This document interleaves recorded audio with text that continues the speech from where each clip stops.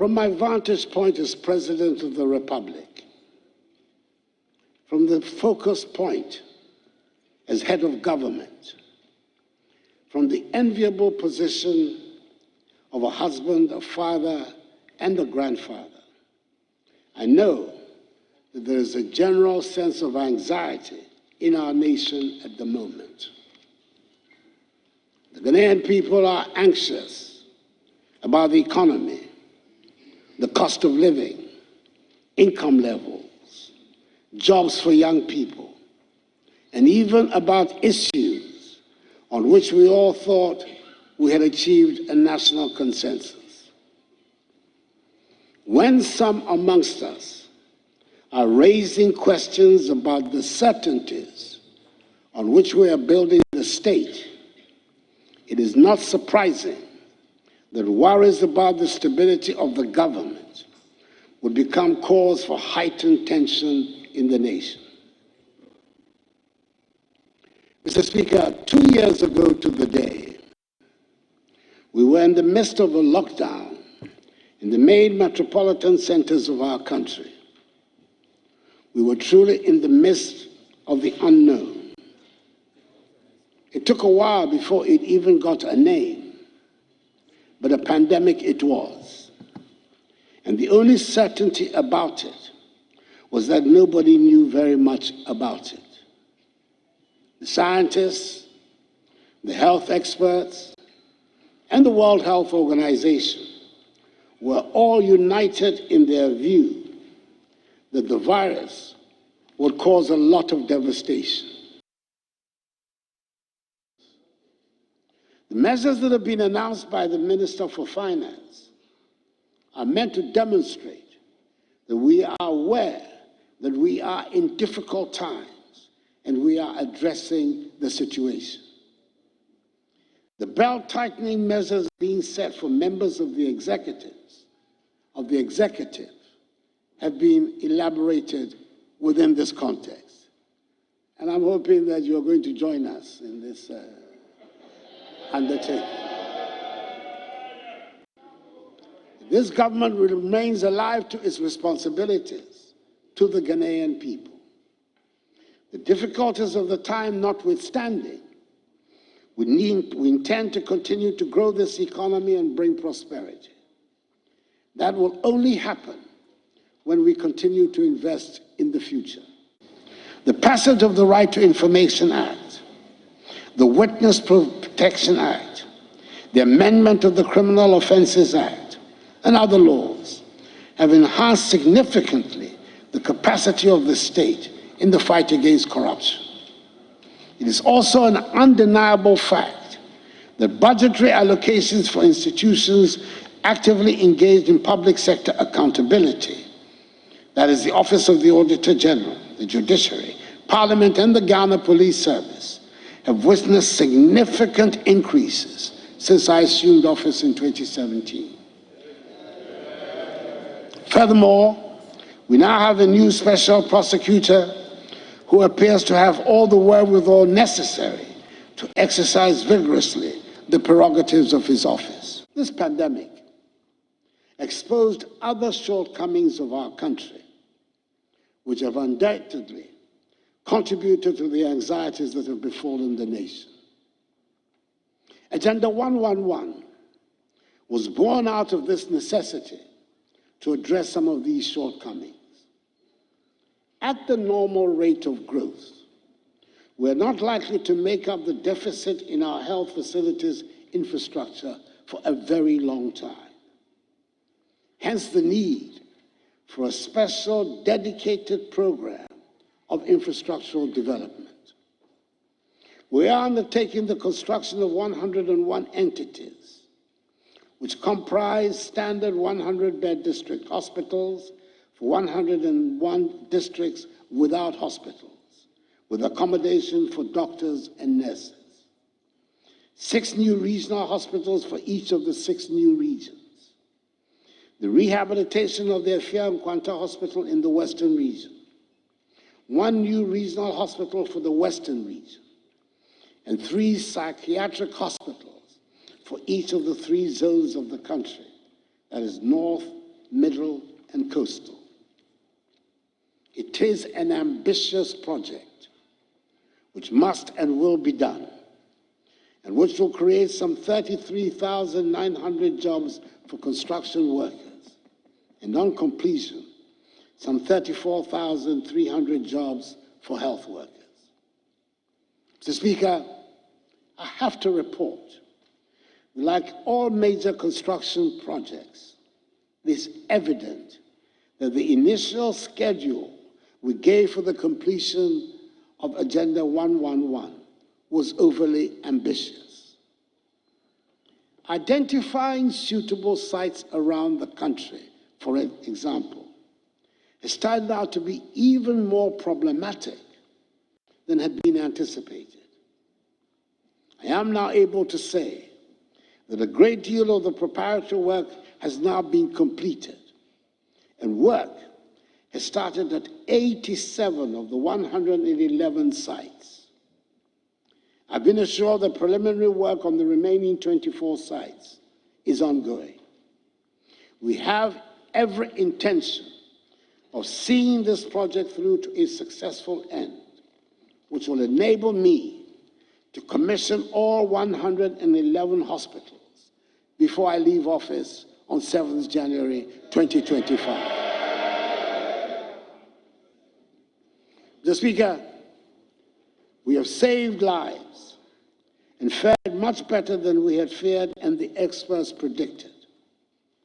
But the consequences of lockdowns, border and business closures, and unplanned expenditures have combined to have a devastating impact on our economy. Our children will continue to be educated and be equipped to run a modern and digitalized economy. The free SHS and free TVET are the best vehicles we have devised to take us to the realization of our goal of an educated and skilled workforce. The computerized school placement system is currently ongoing, and the latest batch of JHS students will soon embark on their free SHS and free TVET education. We have kept to our promise and kept the lights on in spite of worldwide upheavals in the energy sector and in spite of the huge legacy debts we inherited. We've almost completed the process of restructuring these debts to reduce their crippling effects on our public expenditure. With the introduction of more bulk supply points in areas such as Kasoa and Pokuase, power transmission has improved tremendously in the southwestern and northwestern parts of Greater Accra. I know that the word unprecedented is often used with careless abandon in our public discourse, but I use it carefully and purposefully. In the 5 years of my government, so far, more roads have been built, improved, and upgraded than at any equivalent period under any government in the history of Ghana. Some 10,885 kilometers of new roads have been constructed in these 5 years. It was my honor and great pleasure to have commissioned the Tamale interchange.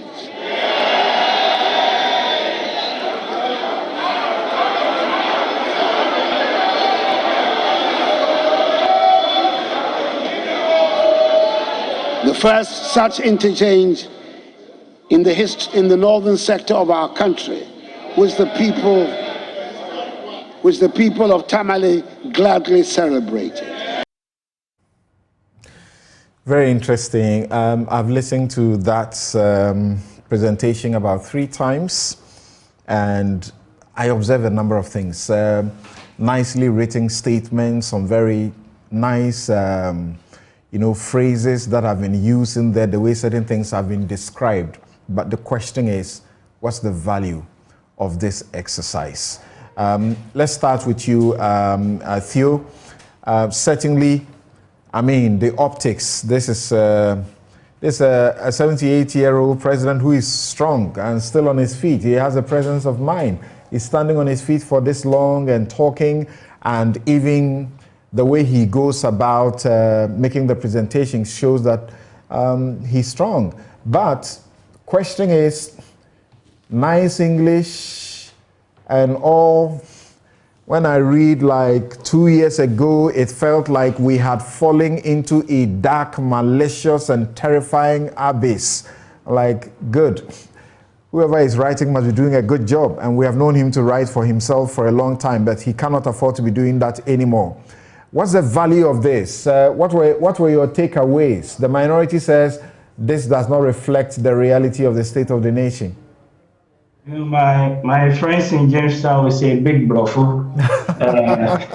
A lot of nice English and a lot of also statements that were made by the president to capture, in a sense, the times that we are in, right? So he uses words like a lot of Ghanaians there's a sense of anxiety at the moment, and he also recognizes or uses the word that we are in difficult economic times.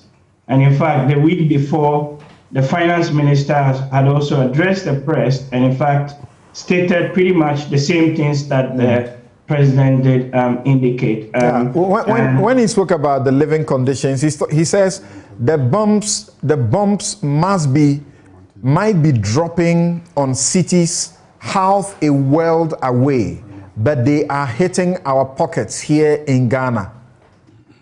It has always been hitting our pockets. We live in a hyper-globalized economy, so what happens far away in a place like Ukraine definitely has an impact. So that's the import of the statement that the president made. But the reality is that, of course, we elect governments to soften the blow that these impacts otherwise would have on us. And if you look at the challenges that we're in, fuel prices are up, inflation is gone up, the exchange rate is depreciated almost 15% year to date, interest rates have gone up, and then also you have a big issue of revenue mobilization that we need to address. So it is within this context that I sort of situate what the president said to the House in terms of the state of the nation and what they're trying to do to fix what otherwise looks like a very difficult problem. In a sense, I feel a bit like it's a bit of a deja vu going back to 2014, 15 with the similar economic dynamics, right, that are at play. In the past few years, you also saw fuel prices go up, you saw inflation going up, the cedi became a big issue. We even had public lectures on it, and off the back of that, certain statements were made. So the president now says that, well, there are some belt tightening measures that they have introduced now, although he didn't give enough details on that. But the detail comes from what the finance minister told us a few days before that. So there are two things I just want to perhaps highlight here. Okay. The first on the expenditure side of the equation, where the government, as of January, actually said they were cutting expenditure by 20%. And the way they're going to be doing this is basically to cut the amounts that the MDE spend within the public financial management system. And then there's going to be an extra 10% cut in discretionary expenditure going forward. So that's another, if you add that, about 30%. And then you also got the other, what I call smaller optics, which is the 30% cut in the salary of ministers and heads of SOEs. Fewer coupons are going to come down by 50%. There's a ban on travel by government officials. with the exception of certain pre-approved ones, and also a 50% reduction in conferences and meeting expenditure. When you add all of these things collectively, what they do is to help the government meet its original deficit target that they set in the 2022 budget of 7.4% of GDP. If they hadn't announced these extra cuts, then we would have actually probably been looking at a deficit for this year of between 9 and 10% of GDP. So in that respect, the expenditure side of the equation, something has been announced in terms of this belt tightening measures. Question is, how sustainable would they be going forward? And then you also have the revenue side, right, of the equation, where they managed to pass the e-levy despite the concerns that people or some of us have. And there's also now a measure at the port in terms of no duty, no exit, they call it. So all these are extra revenue enhancing measures. But for the everyday Ghanaian, what they want to see really is the cost of fuel and the cost of living come down ultimately. I think we're not there yet because we're still seeing all the ripple effects of what is happening in the global economy still manifesting at the local level. And lastly, even the 15p reduction in petrol prices at the pump that government offered to citizens, when you actually work out the numbers, is actually only approximate to a 2% right reduction in the prices that you pay. So 15p looks big on paper. The reality is that it's only a 2%, a cumulative reduction. So we're not out of the woods yet by any stretch. But at least the signaling now going forward looks to me as though that something is being done to address the problem. People have already started raising issue that you say you're taking austerity measures and then the travels except statutory and the rest. And after this, his birthday, he's gone. He's catching a flight, going to attend a TD Jakes program. Question is, how important is that? We need to know if he's attending to that on our budgets. I don't know the details. The question is, was this a pre-arranged travel before the announcement or not? I would have to know the details. It certainly was pre-arranged. It was pre-arranged. Okay. So the point really for me then going forward is, sometimes, like I said, our policymakers say one thing and they do another, right? And it all comes down to the optics of it. But also for me, I also want to see how that ultimately is reflected in the economic numbers, in the sense that citizens begin to see a reduction or an improvement, rather, let me put it that way, in the everyday things that they are engaged in. So we want inflation under control. We want fuel prices to be relatively, be moving all over the place. We don't want the church, TD Jakes Church, Porter's House, has a summit. He's attending the summit as one of the speakers to encourage people. You're saying you want to see how that reflects in the numbers in the economy? How? Yeah, so point is, do these things actually bring in investment flows at the end of the day? Do they create jobs? Do they allow us to go and expand the economy? Can some of the meetings actually be scrapped, right? In the sense that you don't need to travel to have some of these engagement. These days, I sit here in the UK and I talk all over the world, right? And you are able to still speak. But sometimes too, you actually need to travel to have those, meetings and engagements. So we need to work out the cost benefit. But the bigger point is that they cannot tell us to tighten our belts, and in one sense, they have a loose belt, right, on. And that, I think, is rather unfair. Okay, before I move on, because this is an area, this is one of your the areas of comfort for you, tell us, the president continues this refrain. He says, we have kept to our promise and kept the lights on. Kept the lights on. What is it that his government has done to keep the lights from going off? By the time the Mahama regime was exiting, the lights were on. What is he talking about? Well, at the time Mahama was leaving, the lights had come on. Some new contracts had been signed.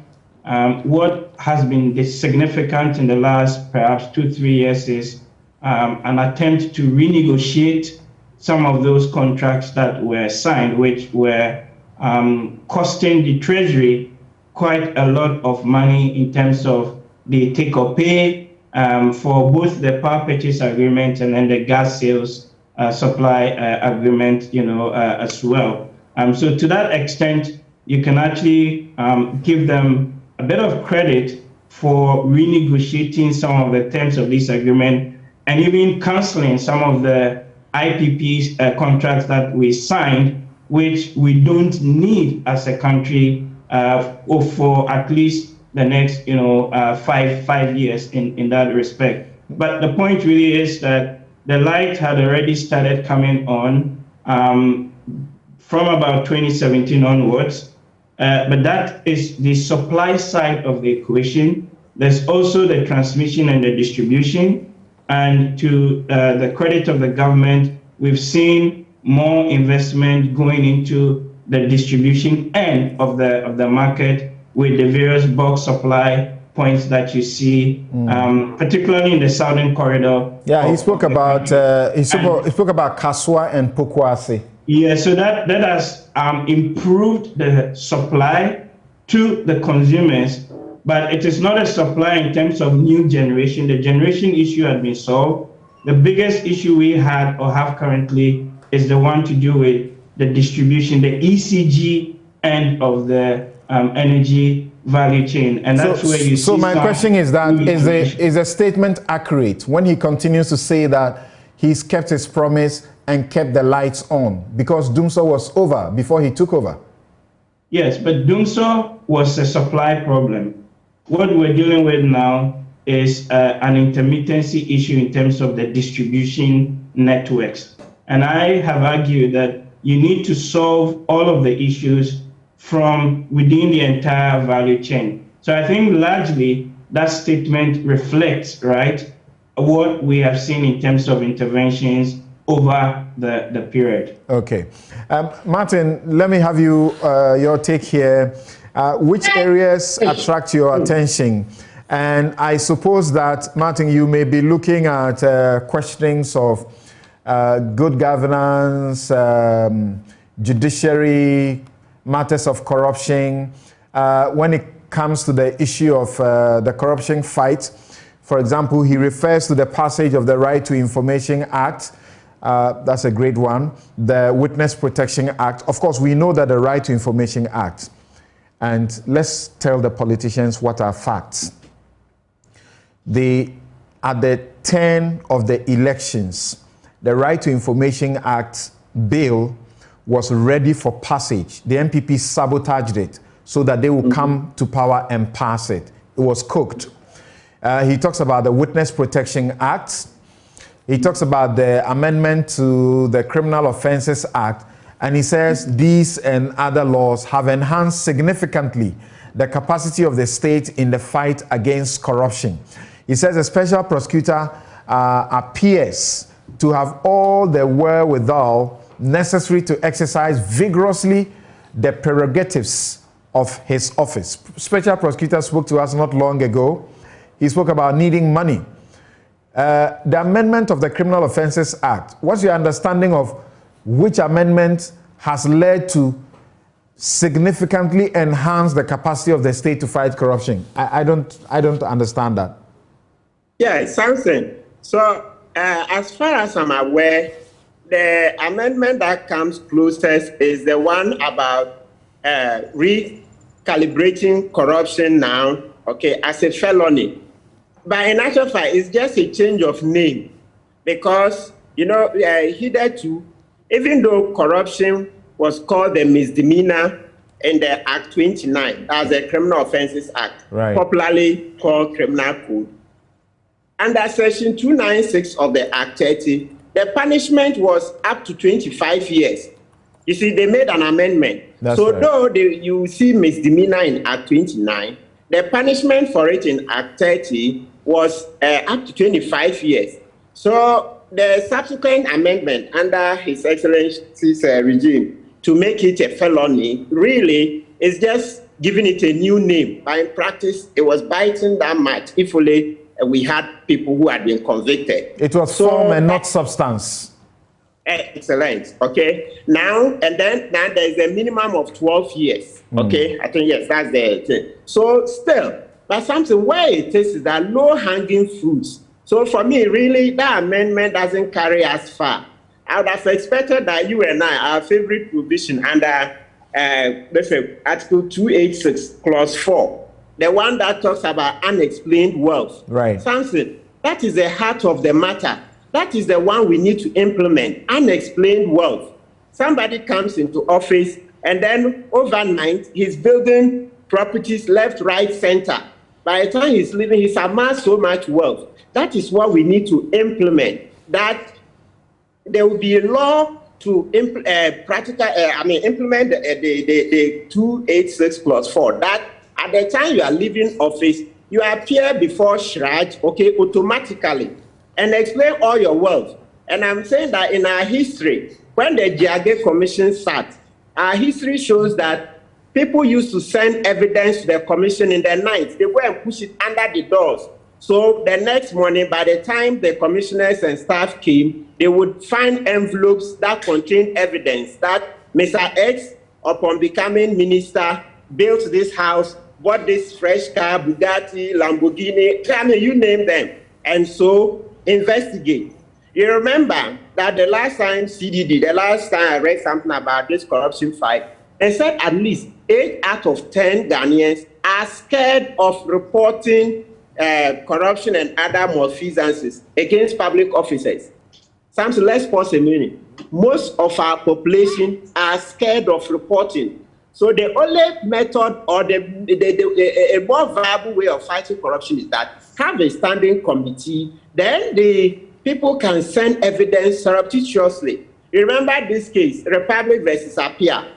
He was a special prosecutor even before Martin Amidu under the old law. That was how Apia, who was a special prosecutor himself, was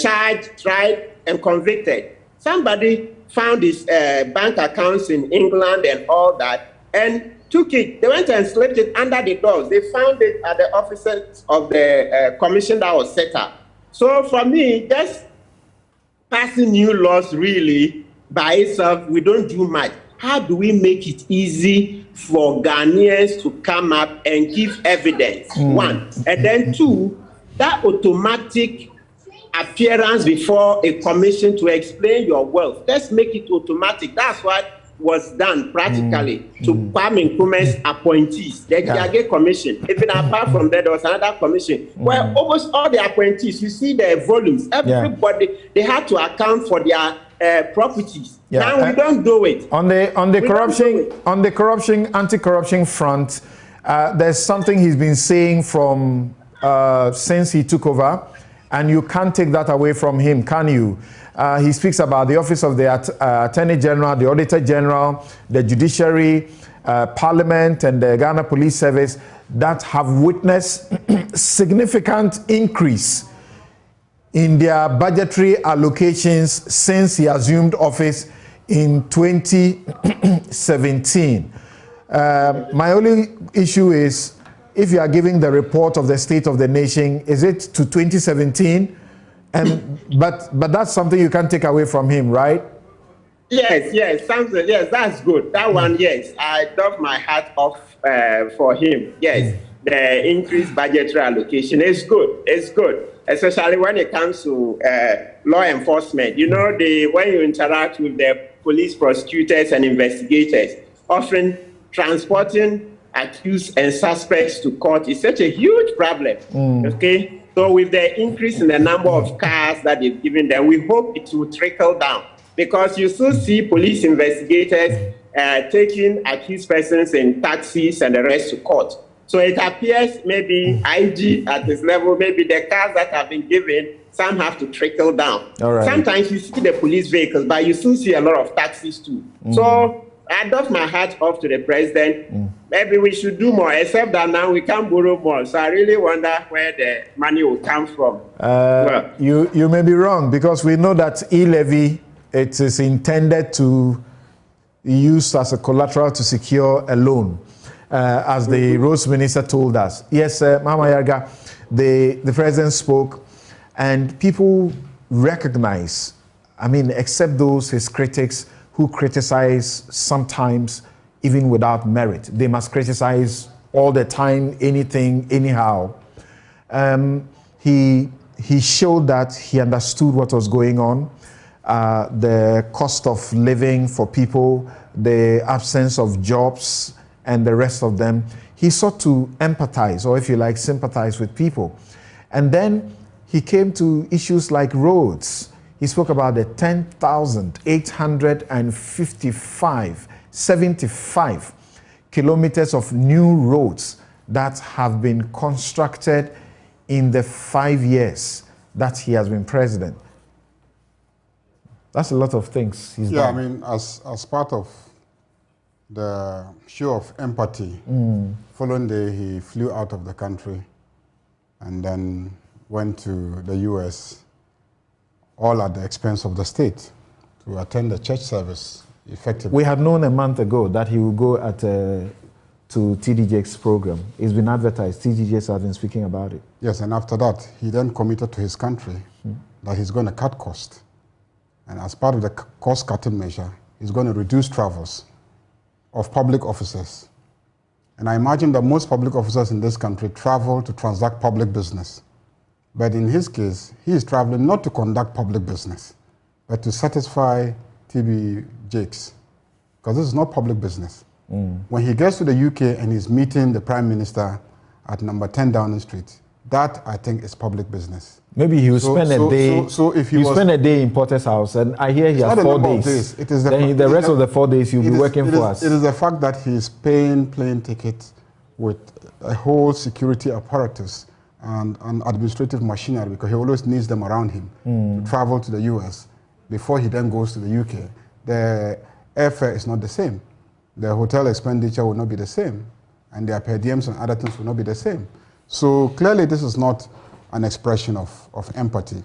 And then he says 10,000 new roads. I mean, he's chairman of the Roads Authority, Roads Fund. He knows that they haven't done 10,000 new roads. At most, the records show that they've done about 4,000 new roads. And even most of them are not really new roads. The evidence shows that most of them are routine maintenance, reshaping of roads, and etc. I mean, every government adds on. The 4,000, but just did exactly what you have done. The 4,000 yes. is what the Roads Minister reported to Parliament about what had been done as at, is it May 2021? Yes. So, except that he presented that report this year. Yes, but the point is that May 2021, between May 2021, there hasn't been much construction in this country. There hasn't been much construction in this country. And this country doesn't even have the capacity in terms of machinery and contractors within 1 year to construct 6,000 roads. We don't have the capacity. Even if we had all the money available, we don't have the capacity to do that. So clearly... Is it possible that at the time the Roads Minister was reporting, these about a cumulative about 6,000 kilometers were near completion and he didn't want to add them? I'm saying that. And so it could take just a few months and then he asked them. I'm saying that it is impossible. It's not true. We've gone for the details of the roads. Many of them are just reshaping, routine maintenance. They are not new roads. New roads are when you go and take a virgin land and you now construct a new road. Then you go and take a path to a town or a village and then you now construct into a road. If there's already a road, and then through erosion and other matters, you need to just reshape and you go and reshape. You haven't constructed a new road. You've done routine maintenance, you have done reshaping and etc. Sometimes you redo it completely. That'll be a new road. Every government does something. He has done something. I cannot say that he hasn't done anything. In fact, the road to Boku has been constructed. As we speak, there are major bridges going to Boku that they are busy constructing. So I'm one of those who I used that road not long ago. It was good. Yes, I'm one of those who will not deny that some work has taken place. But if you do 4,000 and come and say you've done 10,000, well, you misrepresent your character. And I think that is not. So why didn't you, right. on the floor, admit some of the things that he has supervised, rather than say the things you are saying is not a reflection of the reality? And the minority leader spoke on your behalf. Yes. If he has done 4,000, he's come and says he has done 10,000. It's not a reflection of reality. We're not saying he hasn't done anything, but capture the reality. Capture what you have done. Acknowledge what is done and then criticize what there's fault with. That we do. I mean, is that not what I'm doing here? The minority leader didn't do that. Oh, but he just made a general statement. Minority hasn't even spoken yet on the State of the Nation address. He hasn't debated yet. Others are debating it. And we are debating it in the media. So where we need to acknowledge, we do, but you don't tell such grievous lies. And you talk about electricity. I mean, he keeps trying to create an impression that he solved the problem of doing so in this country. Everybody knows that when you came, the lights were on. But I'm admiring his antics. You see, he keeps saying that I have succeeded in keeping the lights on. When he says keeping the lights on, he acknowledges that the lights were on. His job is how to keep it on. He didn't say that I have put the lights on. If you had said that he put the lights on, then he solved the Dumso problem. But he's admitting that somebody solved the Dumso problem, and that he is now just managing to keep it on. What he doesn't do is to admit that the person who solved it and put the lights on, also had a strategy for keeping it on. And that was why we went into the compact, the Millennium Challenge account. We had a compact with them, which was energy centered. Yeah, but you have left unconscionable debts on the country, and they blame partly our woes to some of those debts. Not really. I mean, the whole idea is that we had an ambitious program of generation. They felt we didn't need to generate as much as we agreed to generate with contractors. And therefore, that ambitious program of generation, imposed burdens on us. But we explained that it was pursuant to a program of selling what we didn't need. So if you've decided that that is not going to be your agenda, that's a different thing. It was our agenda. Can I clarify that point a bit? Yes, Dr. Champon, let's hear you. Yes, it's just a quick intervention. I mean, the idea of wanting to sell what you don't need, fine. But you cannot be selling power at more than 15 cents a kilowatt hour to your neighbors when next door in Cote d'Ivoire, others are selling or generating power below 10 cents a kilowatt hour.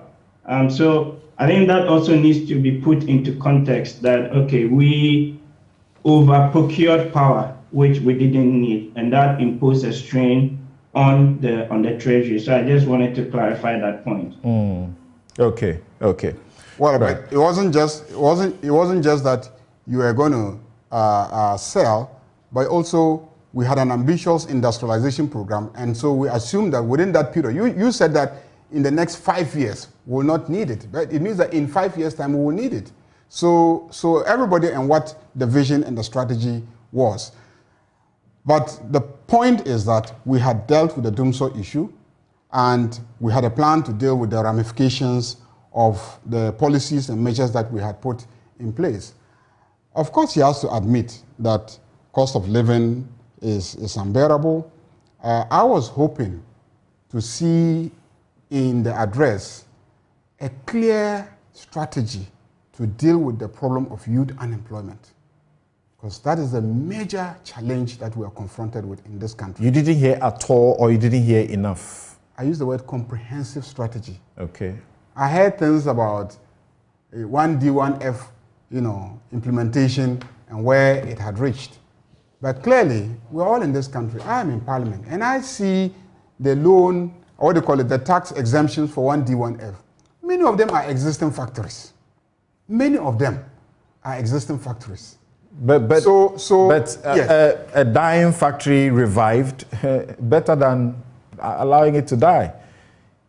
If it is a dying factory, but many of them are not dying factories. Many of them are not dying factories. But the understanding behind the policy when it was announced was to establish new factories, to add to existing factories. All right. And to establish the factories in places that didn't have factories. That was the understanding.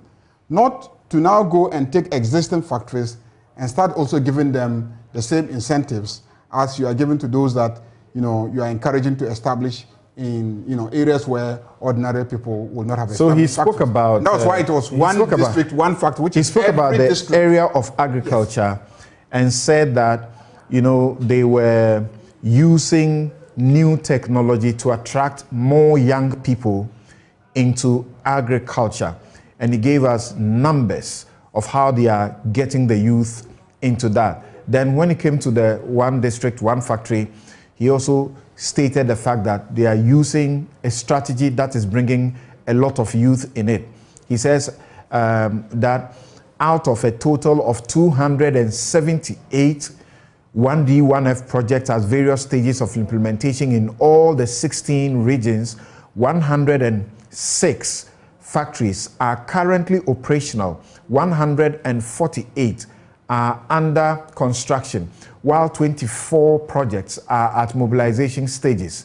In order to bring the youth on board the 1D, 1F program, 58 out of the 278 1D, 1F projects have been developed as enterprises fully owned by youth groups with direct government support. Each of the 1D, 1F youth companies are owned by between 40 and 50 youth as shareholders. And he went on to talk about how they are also providing support in the agric industry by providing common user facilities to attract a lot more youth to come in there. So that's jobs. When you have your public and private universities on an annual basis, graduating about 100,000 young people per annum, you are telling me 40, 50 youth. You have created jobs for 40, 50 youth, and you think that addresses your problem where annually your universities are graduating close to 100,000 youth. That's the scale of the problem. I'm talking about the scale, how comprehensive it is. It isn't that nothing is being done. What are the figures relative to the gravity of the problem? And that is what I didn't see properly addressed. So, you can come and address the nation and say nice things, but I will look at the figures behind the nice things. So, yes, 1D, 1F. How many years now? You announced this policy before you came into office. You got into office as far back as 2017, okay? Up to 2020, another election. Now you are in 2022. You still can't tell me that as a result of my 1D, 1F program, I have created 200,000 jobs and given details so that we as a minority can then take it, break it down into constituencies, and then go and ascertain whether that reflects the situation. Agenda 111, he says, will create some 33,900 jobs for construction workers. On completion, some 34,300 jobs for health workers. Well, he says he would definitely commission all 101 by the 7th of January. Yep. Well, you know that even that, they had to pass 2025. They had to pass a levy. The COVID levy was passed, and in the whole press briefing of the Minister of Finance, they indicated that they are going to use a portion of the COVID levy to provide these hospital facilities. Okay. So what is ingenious about taxing us and taking the money to go and construct hospitals? I haven't really been ingenious about anything. It's an easy way of managing a country. I thought you told me earlier that you're admitting where you have to admit that yes. he's making progress. Yes. and then where you have to criticize, you criticize as it were reasonably. No, but in the first place, these hospitals, the promise was made during COVID. It was supposed to be done immediately as part of our measures to deal with the COVID problem. As we speak, I haven't seen any of these hospitals. He says he will try and then commission them before he leaves office. He will not commission them before he leaves office. I know that for sure. Even if that one or two of them may be successfully commissioned. Because the last time we asked, the ministers were talking about procuring land in some communities for these hospitals. It took them 2 or 3 years since the announcement of the policy for them to even get the land to construct. When I know that every chief is scrambling for hospitals in his jurisdiction. And so if you ask chiefs for land, overnight they will get to the land. He says but this government managed to take years. He says the hurdles, just to secure the land. He says the hurdles have been cleared. So now there's preparatory work.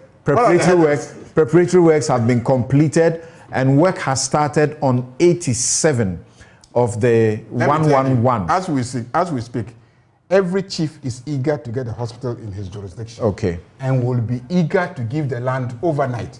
They didn't need to waste years just to get the land. Secondly, there are model designs of hospitals sitting at the Ministry of Health.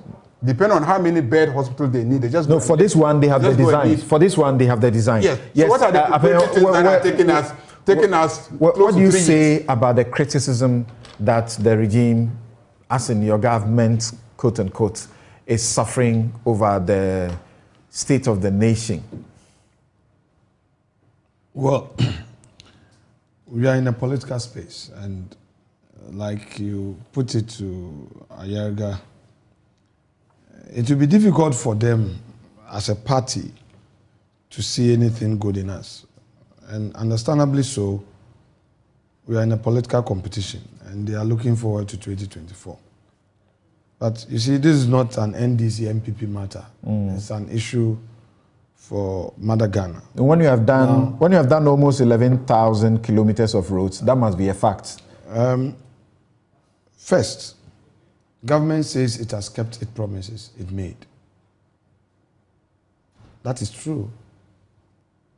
Maybe in terms of the quantum, people may still have issues, and that is justified. But if you go back into the records and ask yourself, all the things we said in opposition that will restore nursing training allowance, teacher training allowance, introduce free SHS, come up with this policy to drive the private sector called one district, one factory, invest in the youth. All these are happening. But, like you said, and he admitted, it may not be 100%. Now, he was talking about expecting a government policy on unemployment. Perhaps people have not paid attention to the e-levy and what government intends to do with it. Government was bold on using the e-levy to achieve two things. One, fix the roads. I've already talked about the road sector, and I won't repeat myself. But we know that if we properly ensure certainty in payment, contractors will be happy. And in fact, I know that upon passage of the bill, the act, contractors and our financial institutions were very happy, because at least if implementation go the way it's expected and road fund is able to get enough and consistently, there is a plan, repayment plan for IPCs. No contractor would have to go through any guru boy. The unemployment problem that we have at the grassroots will be resolved, because no contractor will park out of sight. Will be at the site to employ the carpenter, the steel bender, the mason, the woman selling wache, selling cocoa would have a job. So if it's a job for 18 months, you know that in the locality, there will be jobs for the boys. So that is a bold statement by government, and I am happy that eventually we've been able to pass the law. The second thing, the formal sector. A lot of our youth, if you come to my office, Samson, you come and meet over, I can't quantify, a lot of CVs. Mahama has CVs in his office. Perhaps you are not in politics, but I'm sure people see you on TV, they'll bring you their CVs. As we speak now, there are people asking me to connect them to you. Right. And all of them, when you ask them, so Ghana often. Gas, ECG, Cocoa Board, GMPC, what have you? Now the youth will say, I want to go to police, etc. Can the formal sector, can government take on all of them? No. So that is why the Youth Start program has been introduced. And government says that specifically, I need dedicated funding for it. Try me and prove me. Give me the opportunity. I want to create a new enabling environment for the Ghanaian youth who has his own creative skills, who wants to go into the private sector. But this time, the difference here is that government policy is directing this through the private banks, the financial institutions. So it's no more business as usual. And Samson, I need to emphasize this point, that in this country, all the opportunities we got from government, this one is not limited to MPP or NDC. Both. People get opportunity, a majority of them abuse it because say it's coming from my government. I voted for them. I'm a party member. I think that Ghanaians would have to change their attitude on this because at the end of the day, it is Ghana that loses. I recall my current constituency chairman somewhere in 2004 when Gladys Asma of blessed memory introduced some loans and they were suing people. He lost elections as a constituency organizer because he was the one who went to testify against them. And the court ordered for them to pay. So he lost his election in Winneba. We lack the courage to hold people accountable. So it's like goodies. People don't care.